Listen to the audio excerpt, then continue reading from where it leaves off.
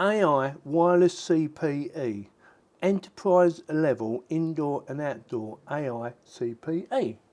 And you might be thinking, who is it actually for? Well, it's for businesses, it's for the general public. So for instance, you want to run internet down to your shed that's at the bottom of the garden.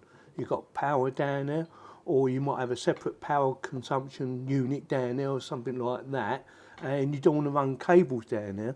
This will work for you. Or if you do want to run cables down there, but you have a security camera, say for instance it's on your fence, security camera, yeah, looking down at your gate or something like that, and you want that to have internet, but you don't want to run a cable to it, again, this can be for you. This can do up to a range of 3 kilometres, which is just under 2 miles, I believe.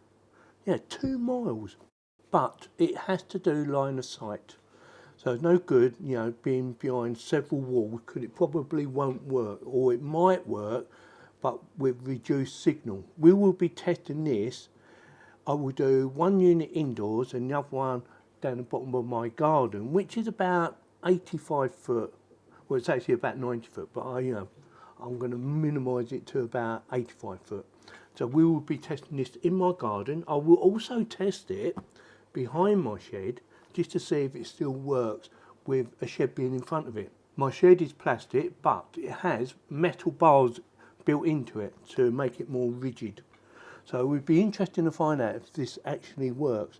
Apparently it's quite easy to set up, but there is some configuration to do on a browser. So you will need to do a little bit of configuring, apparently. I haven't tried it myself, but I've watched a couple of videos just to make sure I've got some idea of what I'm doing. Now, should you wish to run cable or Ethernet, you will need PoE Ethernet, power over Ethernet. So you can do that, or you can just plug it into mains, into electric, whatever you got, whatever's easiest for you. I'm not sure what we're doing yet, which way I'm going to go. Obviously, I've got to measure it all out, and I will decide once I've put it all together. I'm going to test it indoors as well first, just to make sure it works and give you a basic understanding of how it works. And then we're going to set it all up into my garden. And it's waterproof. 65, is it? 60, IP65. There you go, IP65. Right, so with that, let's do the unboxing and see exactly what you're getting for your pennies. Oh, it wasn't sealed, by the way. So instructions, Jubilee clips, Ethernet cable to get 2 of them. I'm guessing these will be the actual plugs, in case you want to use electrics, and the 2 units. Now, from what I understand, again, you have to set one as A. Get the box out of the way. You have to set one as A and one as B. So one would be like the master, and the other one would be like the slave. So one has to be connected to your internet, you know, in some way, whether you do it through power over Ethernet or just Ethernet. It doesn't really matter. It just means, you know, if you do it the other way, you don't need electric. If you do it without the PoE, then you need to plug it into the mains as well. Right, so this is it. So there's a little curved bracket there, and that would be for fixing these onto a pole or something like that, or you can screw it onto a wall because that is quite flat. Well, them bits are quite flat, which makes sense. This should come off, I believe, which it does. And the same again with this one. They're quite tall, and they should be exactly the same. Like I said, one should be set as A and one should be set as B. And I think they're already set. I don't know if you can see that, but it says A and B there. So we have a reset button, which is there. We have LAN PoE 100 meter, it says there, or 100 M there. And then we have display A and B, that is on A, and that one is on B. Another Ethernet, and that would be LAN PoE 1000 meters. So that's 100 meters, that's 1000. So that would be if you're putting this outside. That's how it works, I believe. And 12 volt DC. Easy peasy lemon squeezy so far. That was the easy bit. your plugs. Ah, interesting. Now I was expecting, you know, some sort of connection there, but you know, like a lead just goes straight in there. But looking at this, if you use PoE, all you need to do, plug this in somewhere and connect it to that. So on the back of the actual plug, it's got power active, PoE, LAN. So PoE, power over Ethernet, or you just use it as a LAN connection, you plug it in that baby there. So imagine that connects to that. So let me just get this undone. This is without reading the instructions. I know I've watched a couple of videos, but it was only briefly. So I'm guessing that would go in there, and that will go in there, and that will be your power. I'm going to set her up now, and then we're going to give her a little test, see if she actually works. I've been having a little play about with them because I needed to know how exactly they work, and there's a couple of different ways in which you can actually use these. You can either just plug and play, basically. You make sure they're both on the same station. Mine on 9 at the moment. You plug in your PoE cable, so that will give you power, and then from there you can plug in your Ethernet to whatever device you're using. Say for instance you've got a security camera, that would go into there and that would just work. You don't need to set up any Wi-Fi passwords or anything like that. As long as you plug it into there, it will just work, and you can plug in quite a few of these, or quite a few slaves, as long as you've got one master pointing in the right direction or in that sort of direction. You should be able to connect quite a few of these little babies. Now then, should you wish to use the Wi-Fi, it's a little bit different. You will have to get up a web page, and you have to go to the home page and log in, admin, the password is admin as well, and I would recommend that once you've done that, you actually change it. Now, it's not that easy actually getting into the web page. In fact, it's quite difficult. They give you the numbers, but if you read the information, there's quite a way to go. And I found a YouTuber who shows you exactly how to do it. And yeah, he does it extremely well. And I will stick a link in the video description to this gentleman, and he will show you how to get on there. But once you're on there, there is a lot of options. You can actually turn the Wi-Fi on and off. And by the way, it is on, but if you try and find it on your, say for instance, you're trying to connect it to your phone, you won't see it because it's invisible. You have to unhide it so you can actually see it. Yeah, it's actually invisible, which is a good thing, I think. You know, so what's it, the SSID, I think it is. Yeah, it's actually, you think, well, I can't find it on my phone. It's not until you actually go on the web page, look on the web page, and then think, oh, there's a button there, look, switch. Tick that, and voila, suddenly appears. So make sure you do that. And by the way, it does work. Now, the testing I've done on my PC, the one that's next to me, or the one just below me, I've done testing on that using Wi-Fi, and the speeds were quite good. Bearing in mind it is Wi-Fi, so I wasn't expecting fantastic speeds. In fact, for some reason my speeds are quite slow, and that is not due to these boxes, that is in general, because for whatever reason all my Wi-Fi seems to be running slow at the moment. So I'm going to have to look into that. And as far as I know, I've got no viruses on my PCs or even on my phone. Even my phone's running quite slow, and I think that's a bit strange, but I'm going to have a look into that. It only seems to be on my Wi-Fi. On my normal cable connection, my Ethernet connection, they're maxed out to 950 download and about 60 upload, which is how it should be. But for some reason, the Wi-Fi is really slow. I don't know.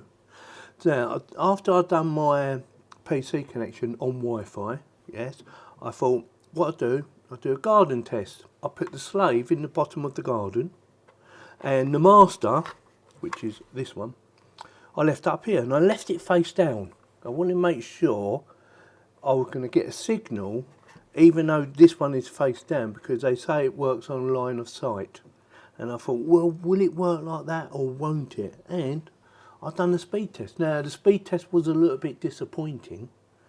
I mean, it's about 85 foot long. The electrical cable I was using is 30 metres. so it may be a little bit shorter than 85 feet, but my garden's roughly about 90 foot long. And yeah, face down, the slave was pointing in the right direction, but the master was face down.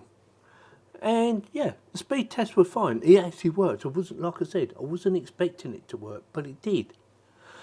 So after that, I thought, we need to do a line of sight, don't we? So I made sure the other one was standing up. Sorry, someone's knocking at the door. The other one was standing up, and they was basically facing each other, although one was in a room and the other one was in the bottom of my garden. I thought, well, now, will that work? And yeah, it definitely gave it an improvement. Yeah, definitely a better performance. Again, not a fantastic speed, but again, whether I connect to this or to my normal internet, I was getting the same speed. So it's nothing to do with the boxes. Like I said, I need to look into it and find out what's going on. So far, so good. Next, I'm going to show you the web browser and how I got on there. It's quite easy once you know how. And don't panic, it's quite easy, trust me. Like I said, I will stick a link in the video description in case you want to go and watch this bloke, and he will show you exactly how to do it. And he does it extremely well. Give me a second. So this is the guy I was talking about. He explains it extremely well and tells you what it's for. So if you want to use it as an access point, or you want to connect more than one device to the actual master, you need to go into advanced settings. So I'm going to show you how to get into it. I'm going to show you how you can't get into it first, and then I'm going to show you how to get into it. So we had the slave unit, and what you need to do is give it power, which I've done, connect it to a computer, again, which I've done. So that's connected to my, or one of my main computers down there. And we're on number 9, in case you need to know. And what you need to do is go up here, and then you need to type in 192.168.255.209, because it's a slave, not the master. The master would be 109, this is 209, and then press enter. And voila, it doesn't work. So I want to show you that first. Now, to make it work, what you need to do, we're on Windows 11 by the way, is go down to the bottom right hand corner, right click, network and internet settings. That will come up, and you want advanced network settings down the bottom, and then Ethernet, which is that one there. And then you want more adaptive options, and click on edit. You will get this box come up, and you want to highlight this one here, Internet Protocol version 4, TCP/IPv4. That's what you need. Right click that, or left click it, sorry, and then click on properties. And here you need to change it. Now, something to bear in mind, once you've logged in and you've done all your settings, you need to go back to obtain an IP address automatically. But for this tutorial, you need to go here, and what you need to type in, I've already got it ready, so I'm just going to copy and paste, and copy, paste, and you need 192.168.255.99. Doesn't have to be exactly the same as that, but this is the only way you're going to get in as far as I know. And then this one needs to be 255.255.255.0. This one can stay empty. Press OK, close, yes, and close that, yeah. And let's try it again. So IP address, I'm just going to right click, or copy and paste I should say. Well actually, you can just press enter, and voila, we're in. So password is admin. So admin. Now like I said earlier, I would strongly advise you to change the password if you're going to be using this setup. But if you just want to hit a plug and play, it's ready to go. But this is for the more advanced stuff. Now I'm not going to go through everything on here, just going to give you a brief overview of the actual software. Okay, does that make sense? If it don't, you know, tough. But yeah, so we have network traffic. Hopefully that's obvious. We're not connected to the internet at the moment, but there is traffic going between this and my PC. But my PC has no internet connection at the moment, unless it's using my Wi-Fi, of course. Bridge settings. So if you need to set up a bridge setting, you go in here and do your adjustments in there. Ping dong. I've no idea what a ping dong is. I'm guessing it's to check your networking. So you ping it. Let me know if I'm right or wrong. Advanced settings, like I said, there is a lot to go through. So we've got general. I did change some of the settings. And, here it is, hide SSID, which I mentioned earlier. That was turned off, so you couldn't see it. It was invisible. So that was on there. And then I changed it to there, because we want to be able to see it. And then you have to apply. So make sure you do that. Guest AP, bridge, wireless MAC, radius settings, and professional. Again, the things that I don't know, and I'm not going to try and tell you what I know because I don't know. So there's no point in me telling it. LAN connections, get IP automatically. That is turned off. Interesting. See, but you need to go in here and set that. So you might want to turn that on. So at the moment it's set 192.168.255.209. And like I said, the other one is 201. And this will work for both. You can actually plug both in at the same time, providing you've got connections for both. Both got Ethernet connections. Say for instance, on your motherboard you might have 2 Ethernet connections. In theory, you could plug them both in at the same time, which I did actually do, and I think I've done it through wireless, and it worked extremely well actually. So wireless, so we're at 5 gigahertz. 5G, yeah baby. LAN, administration, customization, bright info, and systems log. And that's about it really. I just want to give you an overview of how easy it is to find this and get in there. But it's not that easy, if that makes sense. Because if you didn't know about changing your setup, your IP settings, then you'd never get in.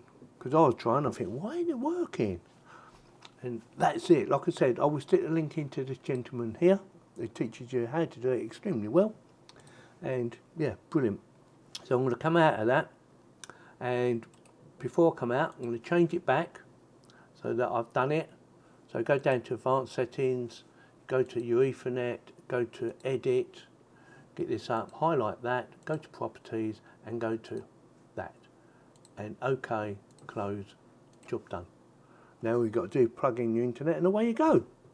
Simple, yeah? It is once you know how. So that is it. I didn't do behind my shed. Before I tested it behind the shed, I managed to sort out my Wi-Fi. And I was getting 95 download and about 95 upload. And that was indoors. So I tested it indoors first, made sure it was up and running properly. And yeah, like I said, I managed to fix it. Whatever the issue was, it just sort of went. First test was to the side of the shed because I want to make sure I got good speeds. And you know, I'll get a good average before I do it behind the shed. And yeah, it did drop off a little bit, but I was expecting that anyway. Still good, considering the distance. And yeah, that was line of sight as well. So yeah, it's definitely an improvement. You know, it wasn't 90, but it's definitely getting back up there. So that worked really well. And for my final test at the back of the shed, like I said I was going to do in the first place, because I wanted to see what the speeds are behind the shed. And yeah, pretty good actually, considering I'm going through the shed. And it's got metal bars in it as well. I was expecting it not to work full stop. But yeah, very impressed with that. I think they are excellent, whether you're using them for a business or you need a long range extension. These could be perfect for you to use. Ideally, these are perfect for businesses, especially if you've got loads of cameras. I've got a few cameras, by the way, and they do need PoE. So yeah, I think it's a really good idea, especially on distance. Now, I am sorry that I can't actually try them at nearly 2 miles or 3 kilometres, and I'd be surprised if anyone's actually done that. But I've seen some people doing like half a mile, things like that, and whether they work at 2 miles, 3 kilometres or not, I don't know. But they're easy to set up. They just plug and play, unless you want to do some configuration. And they're made of plastic and they're waterproof, and they work. So with that, if you found this little video helpful and informative, consider subscribing, clicking on the bell to get notified, and watching my videos. Thank you very much for watching. Definitely gets my thumbs up, and they work. straight out of the box.